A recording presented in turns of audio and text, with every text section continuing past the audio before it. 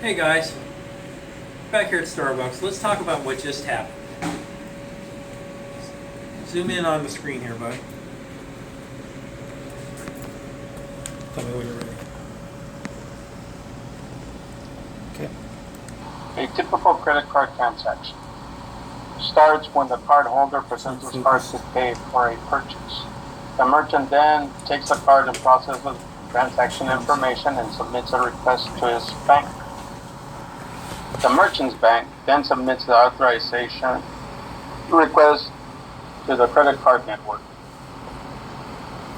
The credit card network sends the request to the card issuer.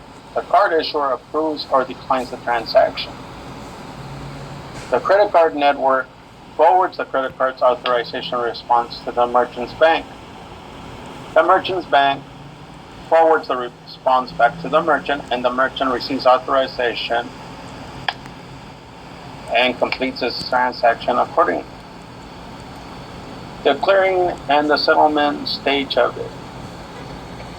The merchant deposits the transaction receipt with the merchant bank.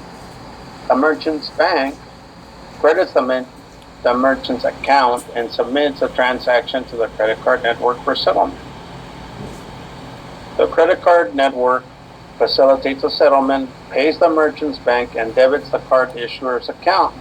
The card issuer posts the transaction to the cardholder's account, then sends the monthly statement to the cardholder. The cardholder then receives the settlement. With a Visa brand credit card, magnetic or chip cards, the cardholder presents his Visa card to pay for his purchase. In case of a card absent transaction, the cardholder can provide the merchant with the account number, the expiration date, the billing address, and the card verification value. Those would be the three little security numbers on the back of the credit card. The merchant or the cardholder then swipes the card, dips it into a chip reader, or Visa has its own wave and pay reader. The merchant enters the transaction amount and, if it's necessary, transmits the authorization request to the acquirer. For card absent transactions, the account number and other information may be digitally or keyed entered. The acquirer electronically sends the authorization request to VisaNet. The VisaNet passes the request to the card's issuer. The card's issuer provides an online response. Before approving the transaction, the issuer may check to make sure the cardholder has available funds for credit, then checks the exception file for all statuses, accounts such as lost, stolen, counterfeit, and credit problems. Applies a risk-based rule or parameters such as velocity check, neural network to minimize fraudulent transaction. If a match is made, the transaction is declined and a response is given to the merchant, which can include instructions to retain the card. Once the authorization is approved, Visa forwards the card issuer's authorization response to the acquirer. The acquirer forwards the response to the merchant, and the merchant receives the authorization response and completes the transaction accordingly. Continue. The clearing and the settlement stage happen simultaneously. Once the merchant deposits the transaction receipt with the acquirer credits the merchant's account and electronically submits transaction to Visa for settlement.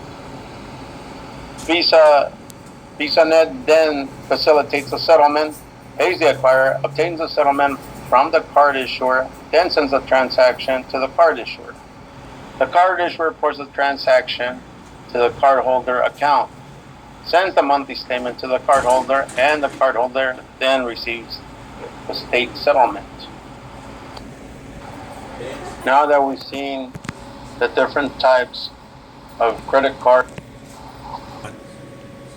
Hey guys, alright, now to wrap this up, why did we choose transaction processing systems?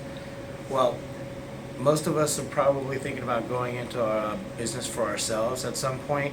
So it's definitely imperative for us to get a handle on this, because it's definitely something we're going to need to do in our business. Any business model you have nowadays is going to require processing some kind of credit card. No matter how hard you try, you can't get away from it. Here's the other thing. In our studies, while we were going through and checking everything, one of the things we did research was the Square. The Square is the 21st century, like, new little gizmo that is basically here to help small businesses process their transactions quicker. The thing about the Square is it does everything for you. It's attached to your phone. You can control your databases, your client, customer lists, everything like that. And it's all based, like I said, through your phone. And right there, it takes care of everything all in one little device. Welcome to the 21st century, right? So hopefully you guys got a nice little view of what we see as a transaction processing system, and hopefully this video was helpful and maybe a slight bit entertaining, but for the most part it was informational, because this is supposed to be a training video. Alright, this is Team B on behalf of Angel, Scott, Brian, and myself, Joe. Thank you for watching. Ladies and gentlemen, let's give thanks to Ashlyn Chantel and Uni Bowl, where we derived most of the information from this transaction processing system. And that's it. That's our references.